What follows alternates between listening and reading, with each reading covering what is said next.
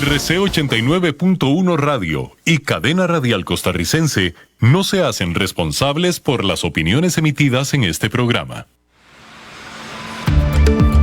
Es tiempo de tender la red democrática y mostrar la Costa Rica del futuro hacia la cual debemos caminar. Con ustedes, Jonathan Prendas, aquí por CRC 89.1 Radio.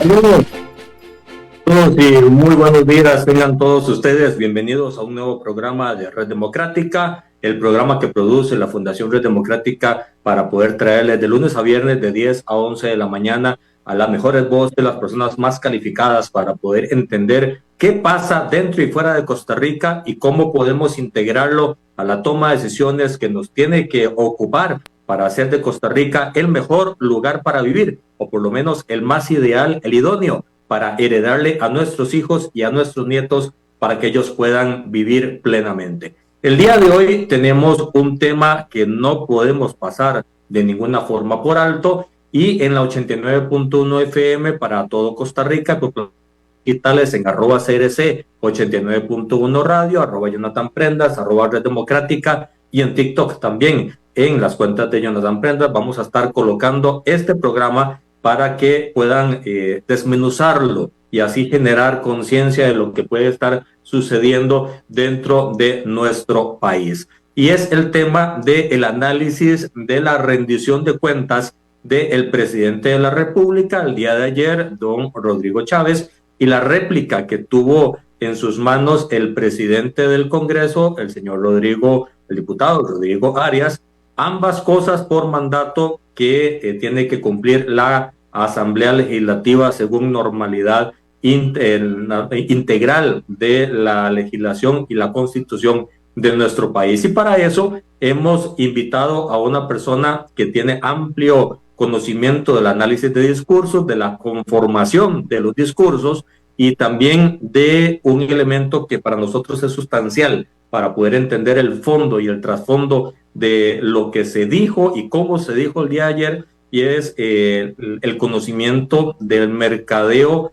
de productos que tiene en su expertise don Iván Barrantes, a quien le damos la muy cordial bienvenida a esta que él sabe de su casa, Red Democrática. Saludos, Iván. Hola, Jonathan, buenos días. Muchas gracias por la invitación. Buenos días a todos los radioescuchas y los que nos ven por las diferentes plataformas. Y pues sí, aquí a las órdenes para entrarle a este tema del discurso presidencial y la réplica de don Rodrigo Arias, el último, creería yo, ¿verdad? Por parte de la rendición de cuentas del presidente Chávez, y pues que realmente no fue ninguna sorpresa, ¿verdad? Tal vez lo más sorprendente, no, yo no diría sorprendente, pero que uno creería que se guardan ciertas formas, es que ya la confrontación y el rompimiento es total. Total entre ambas partes, llámese el Ejecutivo y el Legislativo, pues en una construcción que se ha dado prácticamente en los últimos 3 años, cada año más fuerte, más agresiva, y creo que ayer quedó claro que esos puentes ya están más que dinamitados, y pues entrando en un año electoral complicado, no veo que eso vaya a cambiar. Un gobierno pues que ya renunció a gobernar y prácticamente está en full campaña política. Ayer prácticamente fue un llamado, ¿verdad?, a la continuidad del poder por parte de lo que podemos denominar el chavismo, una nueva corriente política que rompió en el mercado nacional y que pues ha tomado su forma y su masa crítica en los últimos 3 años. Y pues eso va a ser este año. Yo siempre dije en semanas anteriores que lo positivo de lo que iba a pasar ayer era que iba a quedar marcada la cancha para el resto del año, y pues va a ser el tono y esta va a ser la línea y el ambiente en el cual se va a desenvolver, especialmente el segundo semestre,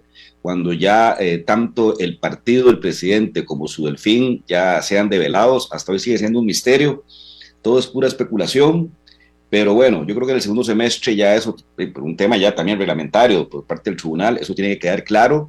Y ayer lo que vimos fue la línea editorial que va a darse en el segundo semestre en la campaña electoral para el 2026.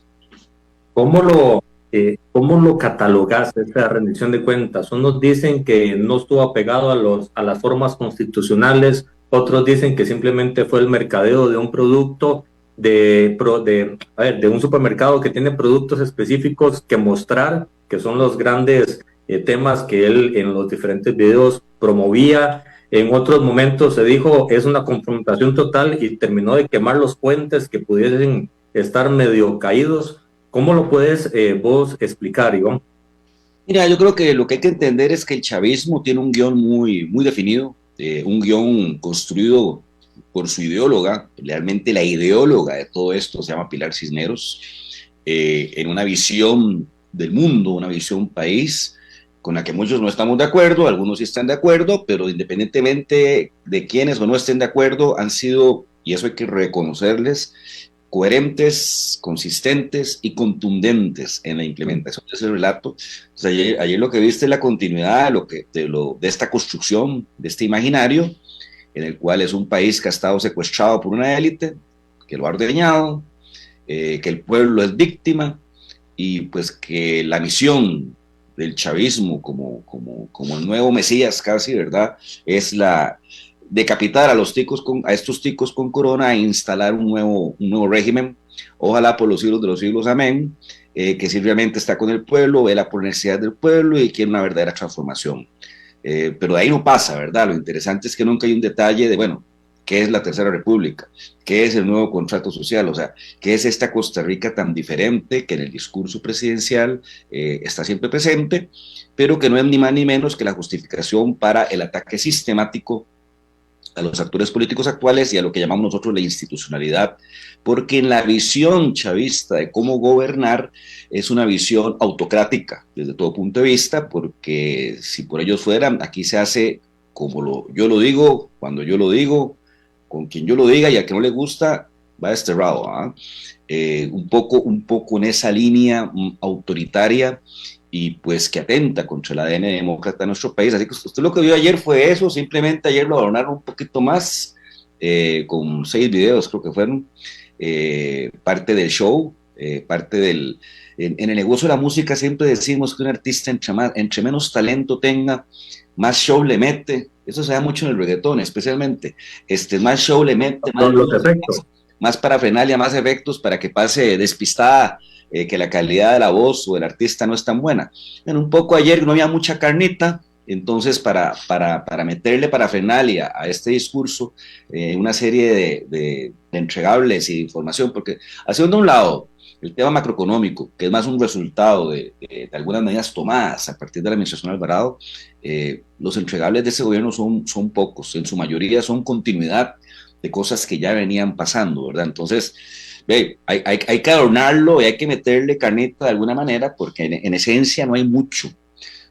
Aquí todo se ha fundamentado de nuevo en este discurso disruptor, transgresor, de que yo soy la salvación, yo soy el que viene a rescatar el país de las garras de esta élite, de estos corruptos, de estos antipatriotas, como quieras llamarlos, y pues desgraciadamente o curiosamente, hay un gran porcentaje de la población que está creyendo que eso es así, y que casi va a ser por generación automática que los problemas y la situación del país se va a arreglar casi que en generación automática, como le dije, a partir de la eliminación de esta casta política y la irrupción de esta nueva forma de gobernar, ¿verdad? En la cual está claro de que se quiere eliminar la institucionalidad, una mayoría en el Congreso, y empezar con todas estas ideas y estas rutas que ya las hemos visto en otros lados, con temas de constitucional, posiblemente aprobar una reelección indefinida, y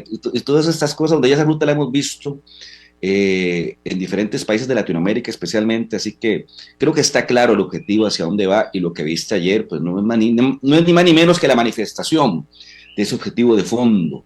Simplemente ayer, como les dije, vino más adornado, con más producción, y en una línea de producción pues parecía documental de noticias, ¿verdad? Pero bueno, no es tan diferente de lo que vemos todos los miércoles. Yo creo que ayer fue una réplica de lo que vemos los miércoles, simplemente a gran escala. Y pues también entender que el presidente le habla a su público. Él no le está hablando a la gente que no está de acuerdo con él, está hablando a su público.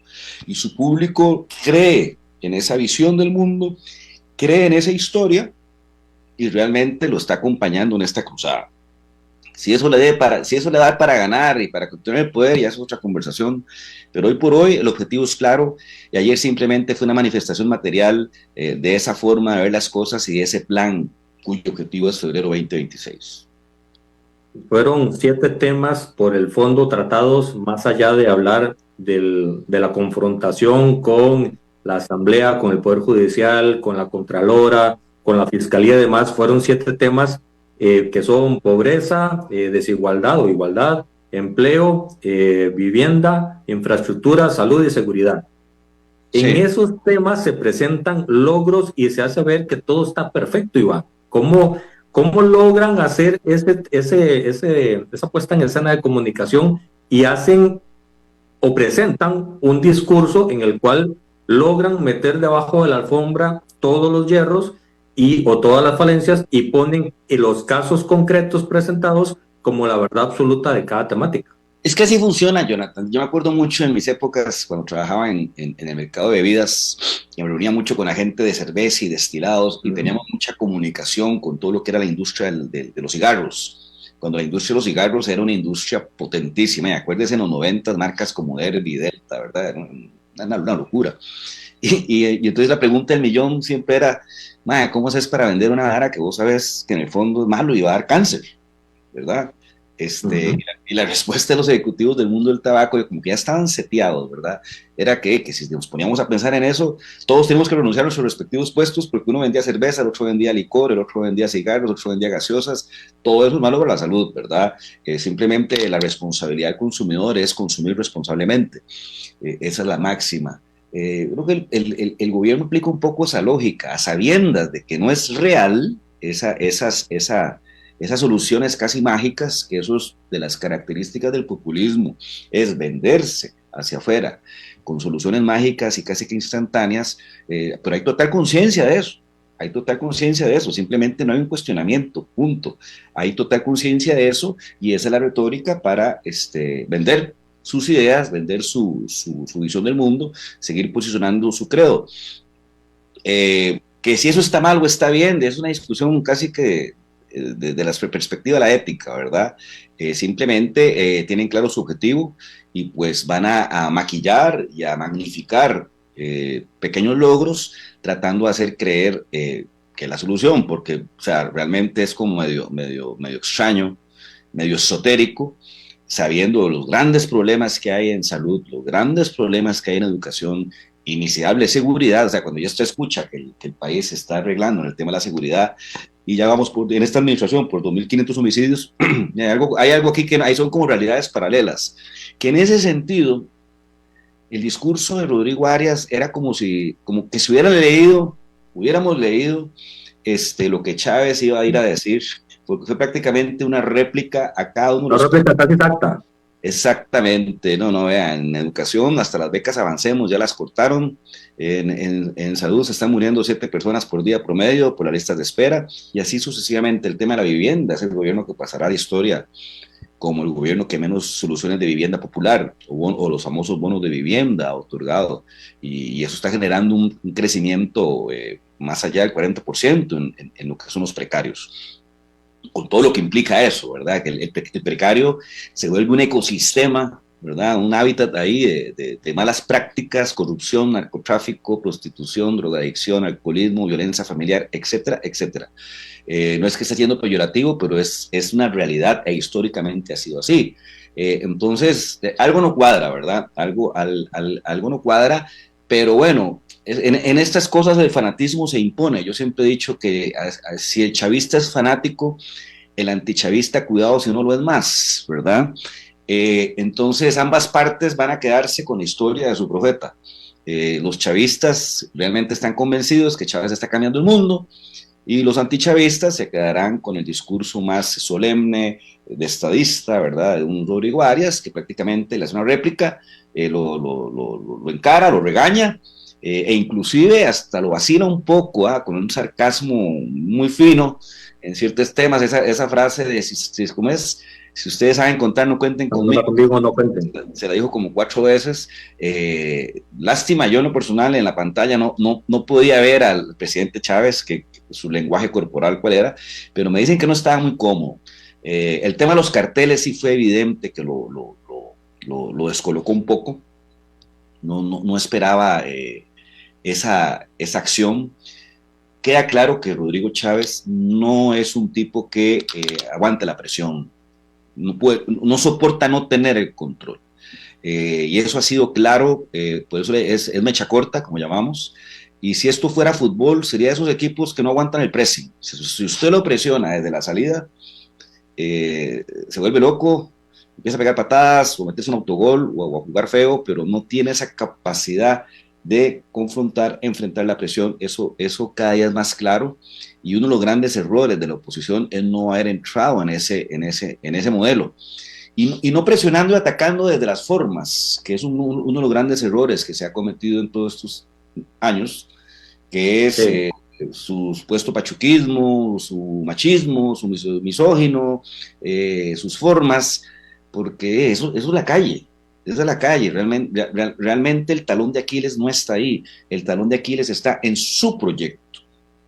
Más allá de lo, ¿cómo se llama?, pintoresco y chabacano que pueda parecer, su proyecto, que es un proyecto que atenta contra la memoria histórica de este país, el ADN demócrata que este país tiene, es donde está su gran debilidad. Y ahí es donde yo en lo personal he sentido que no se ha dado el relato correcto, y el ataque se ha quedado concentrado en las formas, y por las formas no va a funcionar, porque ese personaje con esas formas genera una fascinación en la calle, y que es una fascinación que va más allá del nivel educativo, del nivel socioeconómico. O sea, que hay gente de mucho dinero que le gusta esas formas del presidente, hay gente muy educada que le gusta esas formas del presidente. Tiene que ver ya con una cuestión de visión del mundo, de valores del sujeto, de lo que el sujeto considera que debe ser. Y aquí hay un grupo de gente, un porcentaje muy importante, que anda entre el 20 y 22%, que cree en el autoritarismo, que cree que el presidente debería tener más poder, que no es posible que la Asamblea Legislativa, el Poder Judicial, la Sala Cuarta limiten al presidente, o sea, la figura del presidente como un líder omnipresente. Sobre todo, hay gente que realmente cree en eso, y no tiene que ver con que tenga más escolaridad o no, es un tema de visión del mundo y visión de las cosas. El decir las cosas como son, ese lenguaje tan coloquial, como dicen en las cantinas de este país, es que este presidente sí tiene huevos. Entonces uno dice, bueno, pero ¿y qué? ¿Y eso qué? ¿Y qué pasa con eso? ¿Y cuál es la solución a los problemas del país? No, es el personaje, genera una fascinación tal que todo racional y todo cuestionamiento queda ahí. Discutir con un chavista es el equivalente a discutir con alguien que le tocó la puerta a su casa para evangelizarlos. Usted discute con ese personaje, mi hermano, no va a pasar absolutamente nada y no van a llegar a ningún lado. Entonces a veces es mejor no invertir ese tiempo. Aquí lo interesante es ese bolsón de ciudadanos que no son ni chavistas, ni son tan antichavistas, les gusta el presidente, su estilo, y les genera gracia, cierta empatía, pero están claros que no hay grandes transformaciones, ni grandes logros, ni grandes proyectos en esta administración. ¿Quién está hablando ahí? ¿Quién está jugando ahí? Ahí es donde hay un gran vacío, no hay un proyecto, ninguno político. Definitivamente los partidos políticos han perdido su razón de ser, no hay ningún liderazgo que esté entendiendo que el gran juego está ahí, en ese bolsón, en esa ciudadanía que le gusta el presidente, pero no está matriculada con él, pero no le gusta la oposición, pero tampoco es que la degrada, está ahí en lo que llamamos en un between, ¿verdad? Y ahí es donde va a estar el juego. De nuevo, ayer quedó marcada la cancha de lo que va a ser la línea editorial del gobierno, de lo que va a ser su relación con el legislativo, y que no tiene ningún interés en reconstruir ningún puente, en moderar el discurso, ni dejar el enfrentamiento y el ataque sistemático a diferentes figuras e instituciones, especialmente al fiscal, pues que es la piedra en el zapato del presidente Chávez, porque es el que tiene el switch, ¿verdad? Para bajarlo y meterlo en serios problemas, dado todos los casos, o los 3 casos, ya solo uno ha salido, pero son como 3, contra el presidente de la República, pues que también ha jugado al filo de la navaja en todo esto. Y más problema es para el país y para la democracia cuando enfrente, como bien decís, pero más circunscrito al caso, no hay un personaje con las mismas capacidades de elocuencia, de expresión, de oler a pueblo, quizá, que se le pueda enfrentar ya en la parte técnica, con las formas en las que él juega. Tenemos un problema, así como no hay en oposición un personaje que pueda enfrentar a este otro que ha causado fascinación, tampoco del lado de ellos hay un personaje que pueda heredar o hacer el cambio, ¿verdad? La reposición del jugador. O sea, es como si tuvieras a Maradona en la selección de México 86, de si Maradona ese equipo no llega a ningún lado. Cuando usted volviera a la banca, no puede cambiarlo, tiene que aguantar hasta el minuto 90. Por eso esa tesis de que renuncia para ser diputado siempre me ha parecido ilógica desde todo punto de vista, porque si eso sucede, se acabó el gobierno. El gobierno es Chávez, el gobierno es el presidente, ¿verdad? Es totalmente un gobierno personalista y apalancado en la figura de Chávez, que es un excelente actor y tiene un excelente guionista que se llama Pilar Cisneros. Esa es la fórmula. Y han surgido ahí algunos actores con vocerías beligerantes y un poco queriendo imitar el estilo, como lo es Laura Fernández, que ya renunció y aspira a ser candidata, como lo es esta muchacha del MISIT, Paula Bogantes. Yo diría que esas dos son las que más... Pero ella no puede ser porque ya no renunció. ¿Perdón? Ella no puede ser porque no renunció a tiempo. No puede ser, pero cada día juega un papel de vocería más fuerte, más beligerante. Hay una mimetización total con el estilo chavista, con el estilo de Rodrigo Chávez, el estilo presidencial, que es este estilo de confrontación, patada a la espinilla, que llamo yo, ¿verdad? No hay reglas, no hay fair play. Pero de nuevo, del lado de ellos tampoco hay una figura que realmente logre heredar o logre esa transfusión, ¿verdad? De la energía y la simpatía y la aprobación que genera el personaje del presidente Chávez a un candidato donde ni siquiera hay un partido, sigue siendo todo un misterio cuál va a ser el partido y cuál va a ser el candidato, y el tiempo pasa y no pasa nada. Entonces creo que hay un problema, va a darse una especie de vacío de liderazgo en todo este proceso, donde cuidado y el chavismo también no gana por inopia, ¿verdad? Como decía un amigo mío, es una competencia de enanos, y podríamos estar al frente de un nivel de abstención más bien fuerte. Ya hace 3 años, 4 años fue preocupante. Por primera vez se dio apenas un 60% de participación. O sea, históricamente lo más bajo había sido 63, 64. Porque cuando no te sentís identificado, no encontrás un depositario correcto de lo que estás pensando, de lo que quieres, te quedas en la casa. No hay pasiones, no hay emociones, y esa radicalización y esa polarización de chavismo y antichavismo lo que puede hacer es que los que estamos en el jamón del sándwich no nos sintamos identificados, no veamos un liderazgo correcto, no veamos una propuesta idónea o racional, y más bien optamos por hacer así. Y ustedes, métanse ustedes dos. Se me hace mucho el ambiente. A mí me tocó vivir la campaña del 2017 en Honduras, cuando se quería reelegir Juan Orlando Hernández. Ese sí se brincó la Constitución, y ese ni le importó un pepino, y se generó aquella confrontación entre el presidente que quería reelegirse y lo que se llamó la Gran Alianza, liderada por Mel Zelaya, y el candidato fue Nasrallah. Nosotros quedamos en el jamón del sándwich, la propuesta más racional, más concreta, la opción inteligente, llamaba yo. Pero cuando se dan esas polarizaciones tan radicales, tan bruscas, tan casi violentas, esas propuestas más inteligentes, más racionales, no juegan el partido. No juegan el partido porque el partido ya se volvió, el espectáculo se volvió ultra contra la 12. No hay espacio para lo racional, para lo correcto, ¿verdad? O sea, respetando las formas, y esto se charraleó, dirían en mi barrio. Creo que podemos entrar a un escenario de esos, y yo me acuerdo, la abstención en ese año fue brutal, de la gente no le interesaba participar de ese circo. Si no se da una opción más moderada, no tan radicalizada, no tan apalancada en el anti-chavismo o en el anti-establishment, sino algo que realmente toque la fibra de lo que es este país. Este país está lleno de nostalgia, Jonathan. La nostalgia por la Costa Rica que fue, la Costa Rica que fue y que no es hoy, porque en la Costa Rica de ayer usted tenía salud pública de calidad, tenía educación pública de calidad, podía jugar en la calle tranquilamente o no tenía preocupación de perder el bus de las 10 de la noche porque no pasaba nada si usted llegaba al barrio. No.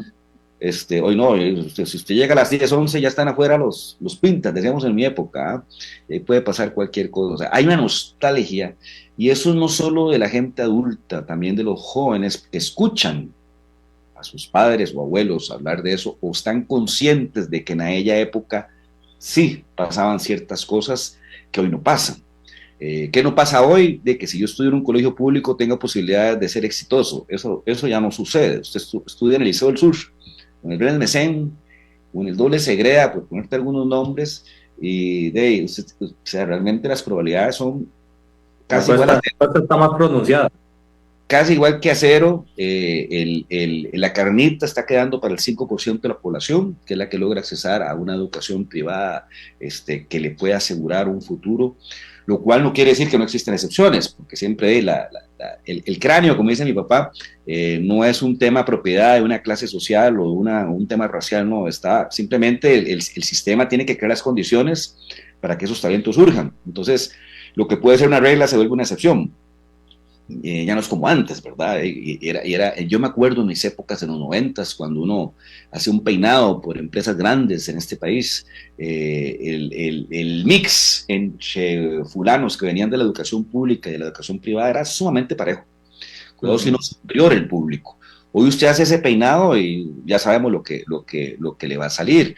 Ni que se diga en la educación, donde ya la gente está empezando a entrar en una conciencia bizarra de que si no tiene un seguro privado o un plan tipo el Hospital Metropolitano, que no es un seguro, es un sistema de descuentos, muy bien hecho mercadológicamente hablando, porque le permite al tipo que ya no quiere hacer la fila, la lista de espera, poder accesar a algo intermedio porque no le da el bolsillo para irse a un seguro tipo Panamerican, tipo Buba, Blue Cross, etcétera. Entonces es un centro ahí que satisface o le soluciona un problema a una clase media que todavía existe y que el poder adquisitivo no le está dando para poder soportar por las cosas que antes no tenía que preocuparse, que era que sus hijos se educaran bien y que existiera salud inmediata y efectiva en el hogar.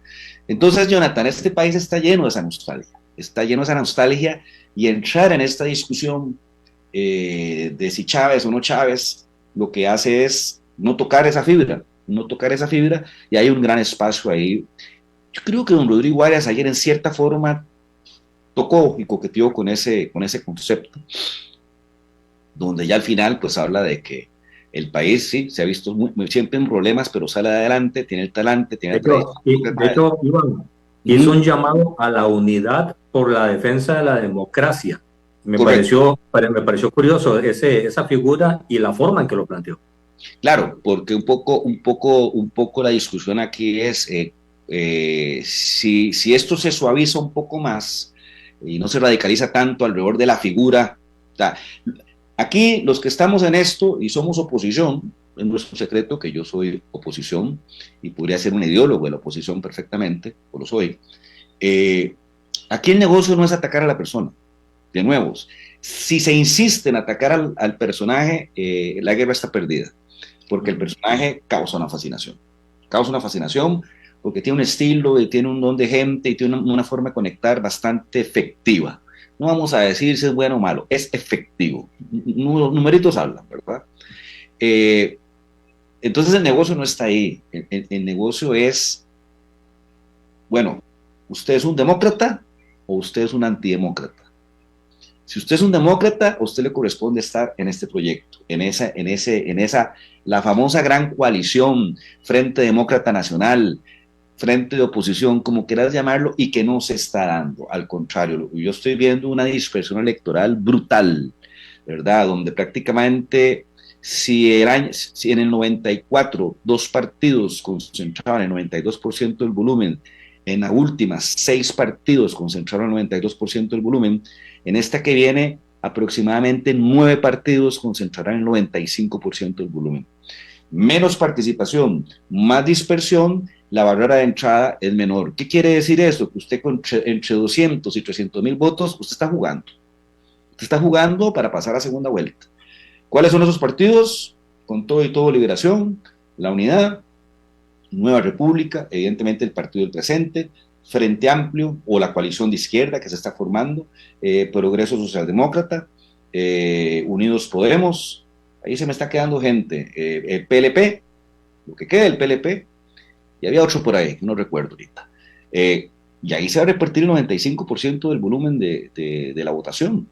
O sea, la gente tiene que entender que aunque participen 30, el Pareto nunca falla, 80-20. Si participan 30, de más o menos entre 6 y 9 serán los partidos que concentren ese volumen. Yo le voy más a 6 que a 9. ¿Ah? Yo le voy más a 6 que a 9. No, bueno, habría que ver los posibles damnificados, ¿verdad? El PLP huele a damnificado, el PUS huele a damnificado, pero bueno, esos votos de esa derecha, ¿para dónde se irían? Ahí yo siempre he visto una oportunidad para la centro derecha, formar una gran coalición de partidos pues que ideológicamente y en términos de proyecto país andan números más, números menos muy parecidos, el PLP, el Republicano, el PUS, todo este movimiento que está construyendo este muchacho Douglas Soto, donde hay de todo, pero todo siempre dentro de esa línea centro-derecha, que si usted toma los votos de los partidos que representan esa línea ideológica, sacando el fenómeno Nueva República, ¿verdad? Que es una derecha conservadora, con el tinte ahí al tema religioso, sacando eso, todos esos partidos, todas esas propuestas centro-derecha, desde 2010, que es la irrupción fuerte del libertario, con la caída del PUS, andan sumando entre el 24 y 27% de la votación. Ahí se mueven, los votos se trasvasigan, entre ellos se canibalizan. ¿Qué quiere decir?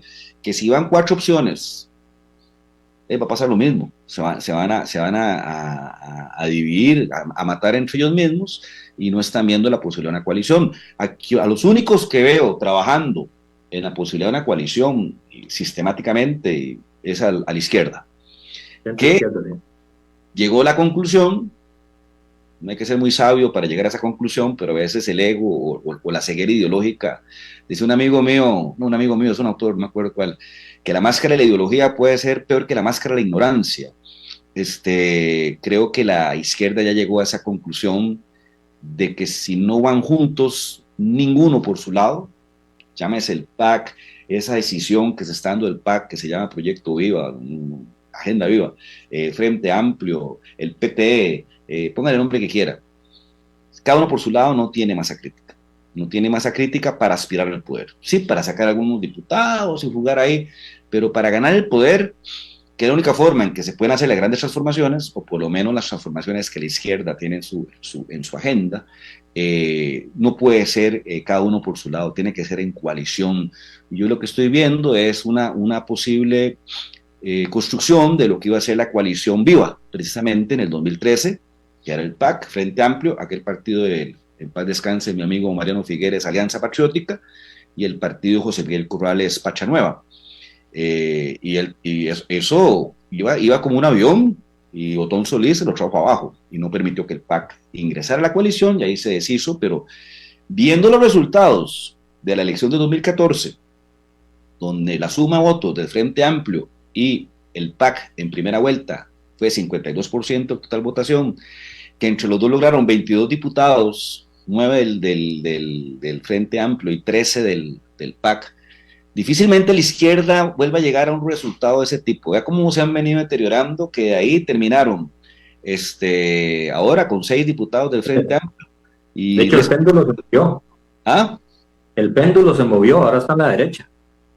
Lo que pasa, Jonathan, es que más que un tema de ideología, es un tema de quién me está hablando en función de mis necesidades. Si usted agarra el voto de Las Costas, por ejemplo, en el 2010, Liberación. En el 2014, el Frente Amplio. Y en el 2018, Restauración. Desde ese momento, en 8 años, O sea, no fue que la gente cambió. O sea, en 8 años, en esas zonas geográficas, usted pasó de una centro derecha a una izquierda radical a una derecha conservadora religiosa. O sea, porque no hay un tema, no hay un racional del tema ideológico por parte del ciudadano. Es un tema de quién me está hablando en función de mis necesidades y mi visión del mundo. Joan, ese tema de quién me está hablando de las necesidades, ¿cómo se aplica en un tema de discurso versus discurso? Rodrigo Chávez, presidente de la República, él enfatiza el miedo a la actual visión de la democracia de Costa Rica. Rodrigo Arias, presidente del Congreso, habla del miedo a perder esa democracia de Costa Rica. Es miedo contra miedo. ¿Cómo se puede aplicar en función de las necesidades de la gente? Aquí va a haber un tema generacional. Aquí va a haber un tema generacional. A mí un poco podríamos tomar el ejemplo de Argentina. En Argentina Milei gana porque tiene un segmento de 20 a 40 años que lo apoyó, pero así a ciegas casi, ¿verdad? ¿Por qué? Porque usted agarra un chico argentino de 25, 28 años y usted le habla de la Argentina, de sus abuelos, un Estado omnipresente que le permitió a ese señor un trabajo para toda la vida, comprar una casa propia, quedar ahorita con una pensión. Usted le habla a ese chico y no hay trabajo, irme a vivir donde mis papás, sueño de opio, casa, ¿qué es eso? O sea, no es, o sea, en su vida, así como los nuestros de aquí, de estas generaciones, hablar de Estado Social de Derecho, de Estado benefactor, ¿de qué me está hablando? Si mi día a día es un colegio donde no aprendo nada, me toca esperar no sé cuánto en la caja para una cita, porque me duele ahí una gastroscopía que tengo que hacerme, efectivamente acceso a vivienda imposible, no me dan crédito, porque sacar crédito en Costa Rica es casi ciencia atómica. Entonces, vos lo que tenés es un montón de sujetos, uno, que no han vivido esa realidad, y el segundo, que es el más complicado y el más complejo, y sin ser peyorativo y sin ser ofensivo, yo le llamo los perdedores del sistema. ¿Qué son los perdedores del sistema? Los que se movieron en esa famosa clase media, pero hoy están ni siquiera en pobreza, porque por estadística de INEC, por 10,000 pesos, usted sigue en clase media, ¿verdad? Porque hay que clasificarlo de alguna forma. Pero en la vida real, usted no es ni clase media ni pobre, usted es una persona vulnerable. Usted está en estado de vulnerabilidad. Usted está ahí al sujeto a la velocidad del viento y se ve sometido a decisiones a fin de mes, pases o como, cuántos tiempos hago, consciente que no te alcanza, entonces empieza el bicicleteo y ahí aparece el gota a gota por algún lado. Ese bolsón de sujetos vulnerables es el más complicado de todos, es el que está enojado, es el que está cabreado y es el que está dispuesto a experimentar y a dar un salto al vacío. Porque ya su calidad de vida está tan deteriorada que empieza a escuchar cantos de sirena y empieza a escuchar la motosierra Milei, ¿verdad?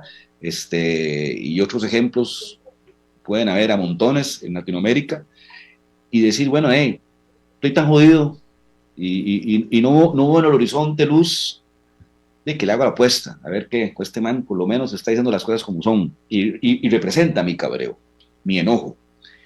Eso es lo que está pasando acá. Entonces, hay un discurso que le dice a la gente, vea, ya ellos no le cumplieron, acompáñeme, transformemos esto. Una transformación peligrosa, pero estoy dispuesto, yo ciudadano estoy dispuesto a apostar. Y está el otro que dice, no se deje engañar, no está tan jodido, no ha sido tan malo, ve alrededor suya, gente de su mismo barrio tuvo éxito, no es tan así. Y entonces ese es el ¿cómo se llama? El choque que se está dando en este momento. Bro. ¿Quiénes son más? Bueno, eso solo veremos a la hora de la elección, ¿verdad? ¿Quiénes son más? ¿Quiénes al final van a creer? Y aquí, Jonathan, se va a terminar imponiendo la memoria histórica. Los países, así como las personas, una persona no es solo su memoria como individuo, sino y eso genéticamente así funciona. Hay toda una disciplina al respecto, biosociología se llama. Usted es el resultado de una acumulación de la historia que está en sus genes, en su ADN. O sea, todo lo que hicieron, pensaron y cómo vivieron el mundo sus antepasados está dentro de usted de alguna forma. Entonces hay ciertos chips, ciertos discursos, ciertas situaciones que a usted como persona le activan la memoria histórica como sujeto. Y por eso a veces se dan sentimientos de rechazo o de aprobación o de amor que usted a veces ni usted mismo se explica por qué suceden. Y tiene que ver mucho con eso. Una nación, un país es igual, tiene una memoria histórica en el colectivo, la psiquis del colectivo, digamos. Y la memoria histórica nuestra no es la memoria de El Salvador. La memoria de El Salvador es de un país desigual, un país en guerra, un país violento, un país donde matarse es parte de la agenda. Entonces jamás puedes comparar la realidad salvadoreña con la realidad tica. Jamás puedes comparar la realidad guatemalteca, igual llena de conflictos, llena de guerra. Bueno, la guerrilla guatemalteca es la más antigua después de las FARC. En un país que los que hemos vivido ahí entendemos que es medio gris en muchas cosas, igual que la chilena. O sea, es una cuestión que todavía la marca los efectos del golpe de Estado y de la dictadura hasta el día de hoy. Entonces, cada nación tiene una memoria histórica diferente. Por eso, Iván, ¿cuál miedo está más propenso a ganar adeptos? ¿El miedo a la democracia o el miedo? Bien manejado, y ahí es donde entramos los estrategas a jugar, y el candidato, ¿verdad? Que tiene que tener un liderazgo que sea consecuente con esto.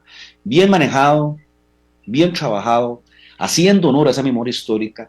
El temor a perder la tradición democrática gana, porque perder la tradición democrática atenta contra la nostalgia de volver a lo que era este país. La gente podrá decir misa, pero quiere que este país sea como lo era hace 30, 40 años. Hay una nostalgia, hay una necesidad, hay un anhelo, ¿ya? Y en nuestra forma de ser fachenta y malinchismo, que nos creemos los mejores, volver a ser los número uno. Como me decía un amigo panameño, Eduardo Bacaro, cuando Panamá nos verguió, nos metió como 5 o 6 ceros en 2 partidos, me llamó y me decía: hey, friend, ¿cómo es la cosa? Ahora Panamá les gana en fútbol, las mujeres más lindas están en Nicaragua y El Salvador es más seguro.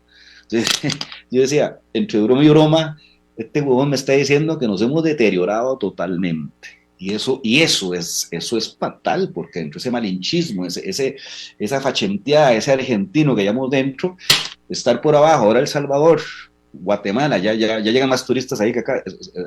Aquí hay gente con dolor de cabeza en ese sentido, ¿verdad? O sea, nosotros necesitamos recuperar el sitial que nos corresponde, como nación, como país, como ciudadanía, como costarricenses, que veíamos bien, que éramos el ejemplo y la envidia, no solo de Latinoamérica, sino del mundo. Eso, mi estimado amigo, está ahí.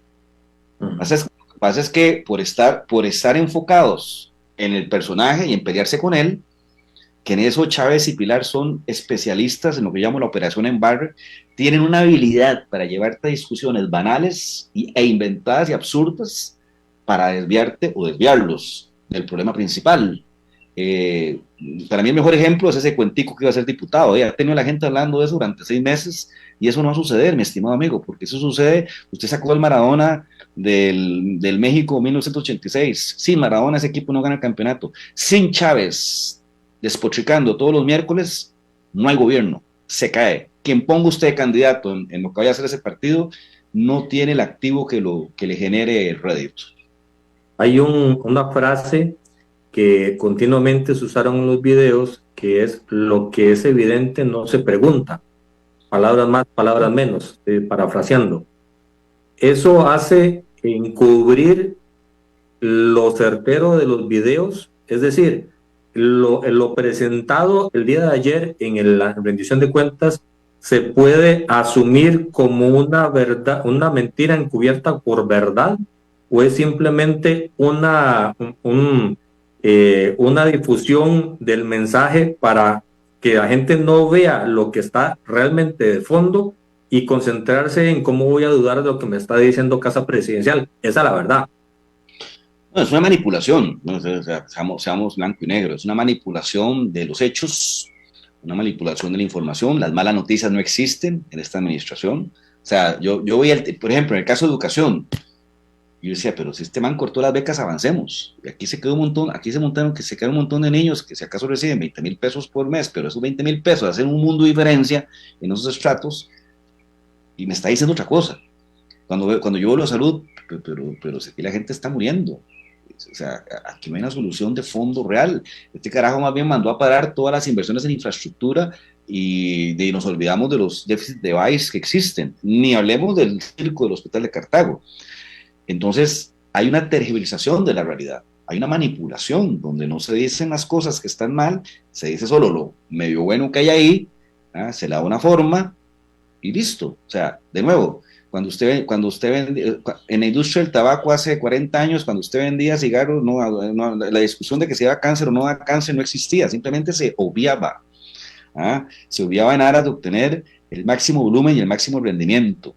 Como usted no va a ponerse a hablar como vendedor de destilados, que el exceso de licor destruye hogares y destruye personas. Eso se obvia. Usted no lo ve, usted habla de otras cosas. La felicidad, las emociones, ¿verdad? El estilo de vida, el enjoyment que hablábamos, porque el consumo de licor lo que genera es un enjoyment por la transformación que tiene el sujeto en su estado anímico y en su estado psico-nervioso, llamábamos, ¿verdad? Ya, de esas son las cosas que uno habla. Uno cuando quiere vender más, ¿verdad? Posicionar las cosas, lo negativo lo dejamos en la gaveta, pero escondido en un closet bajo 7 llaves. Y este gobierno ha sido muy hábil y sistemático en ese método de trabajo. Las cosas malas, o sea, si nosotros dependiéramos de lo que dice Chávez y Pilar, este gobierno es un paraíso. No suceden cosas malas. Y si sucede algo es culpa de otros. Entonces, esa es la estructura que tiene el guión chavista. De nuevo, no vamos a entrar en una discusión si eso es bueno, malo, negativo, positivo. Es el método de trabajo que ellos escogieron y con el que han venido trabajando desde el día 1. Desde el día 1. Le toca a la oposición sistemáticamente también desenmascarar esos temas, poner los temas sobre la mesa y, de nuevo, no concentrarse en atacar tanto al personaje, sino más, bueno, ¿de qué estamos hablando? ¿Cuál es el país que ustedes están construyendo? ¿Cuál es esa nueva tercera república que tanto hablan? Ese nuevo contrato social que tanto hablan también, porque el que está ya está agotado, según ellos. Entonces, esa es la discusión que está haciendo falta, Jonathan, porque mientras esa discusión no esté, vamos a quedar concentrados en las críticas al personaje y en su estilo bastante pintoresco y bastante particular. A mí en lo personal no me desagrada ese estilo, hasta me siento identificado a veces. Entonces mi problema no viene por ahí, mi problema viene que quiere llevar el país hacia un norte y un rumbo que yo no creo que sea el correcto. No creo que sea el correcto porque la historia dice que el rumbo nuestro, nuestra línea, es buena, es positiva, es constructiva. Si no, este país no hubiera tenido la movilidad, creo que ha sido una de las mayores movilidades sociales junto con Argentina y Uruguay que se ha dado en Latinoamérica en los últimos 70, 80 años en la región. Si no, este país no tuviera la fortaleza democrática que tiene, que se ha ido deteriorando en los últimos, yo diría 10 años, sí, pero tiene que ver con un tema de agotamiento del modelo de desarrollo, y así como los negocios agotan los modelos, le pasó a Kodak, cuando entró el teléfono inteligente redefinió las reglas del juego, le pasó a Blockbuster que cuando entró el streaming redefinió las reglas del juego. En el caso de los países, el desarrollo tecnológico, la geopolítica, la crisis climática redefinen las reglas del juego y entonces tiene que reinventarse, resetearse que llaman, pero redefinirse y resetearse es muy diferente en autoinmolarse y hacer tierra arrasada y casi que decir todo lo que había no sirve. Y entonces esto es un salto al vacío, literal. Ahí es donde está la discusión y ahí es donde cada parte tiene que argumentar y tiene que racionalizar y tiene que hacer un entregable de acuerdo a esas ideas. Ahí va ganando el gobierno. Ahí va ganando el gobierno porque el gobierno sí tiene claro que quiere, sí es consistente e incoherente en decir lo que quiere y en el último año ya tuvo la desfachatez de quitarse la careta y hablarnos como es. Entonces nos habló ya de constituyente, de referéndum, de tercera república, de nuevo pacto social, de que el presidente tiene que tener más potestades para gobernar, de que quiero tener 40 diputados para cambiar las reglas del juego. O sea, ya está claro, guerra avisada no muere soldado. El problema es que la oposición no ha tenido un discurso ni un relato consistente y coherente de acuerdo a su objetivo, porque me da la impresión de que no hay objetivo. Si el gobierno va, la oposición es peor. Eso te iba a preguntar, ¿para dónde vamos en esta lucha electoral oficialismo-oposición. Bueno, creo que la oposición tiene que unificarse. Creo que en esta dispersión electoral, cada uno por su lado, no va a ser muy efectivo. Lo que está salvando la campana, que llaman, salvado por la campana, es que el gobierno no tiene ni un partido, ni un candidato, y lo que voy a tener no va a ser lo suficientemente fuerte, ni va a tener el suficiente tiempo para absorber la energía y las cualidades del actual gran líder, llámese el presidente. Entonces digamos que ahí la falta de organización de este lado se compensa con el caos que hay por este otro, o las ausencias, en este caso de liderazgos parecidos al de Chávez. Entonces, de nuevo, vamos a un enfrentamiento donde cualquier cosa puede pasar. En esa dispersión electoral, con esa abstención potencial que se va a dar, todos juegan, esos 8 o 9 partidos juegan, la izquierda, si se forma en coalición, juega perfectamente. Liberación Nacional, con todo y su debacle, sigue jugando. Nueva República, si mantiene esa base dura que tiene y que es una masa crítica interesante, sigue jugando. El partido del presidente va a jugar. Entonces, cualquier combinación puede pasar, mi estimado amigo. Cualquier combinación puede pasar y cualquier cosa es posible. Hay que ver la oposición, qué va a hacer, si va a lograr organizarse en una coalición o en alianza, como quieras llamarlo. Cada uno va por su lado y entonces aquí puede pasar cualquier cosa. Y de nuevo, con una ausencia de liderazgos que estén hablando en otros términos, yo no diría propositivos, sino más bien de frente al verdadero problema de fondo, que es a dónde diablos es que va este país para los próximos 50 años. Porque todo lo que está haciendo este gobierno no está marcando una ruta de desarrollo. Es una guerra contra el establishment para tomar el poder. Me imagino que una vez que tomaron el poder, vendrán con su proyecto, pero ahorita no sabe el proyecto. Joan, muchísimas gracias. Bueno, don Jonathan, un placer como siempre, se nos fue el tiempo volando. Así es, como siempre. Muchísimas gracias, querido amigo. Un abrazo. Gracias. Y gracias a todos los que han estado en sintonía. Mañana vamos a hablar con el diputado Gilberto Campos de perspectivas de comunicación política también para darle seguimiento a lo que hemos dado hoy en el tema con Iván Barrantes. No se lo pierdas. Hasta mañana.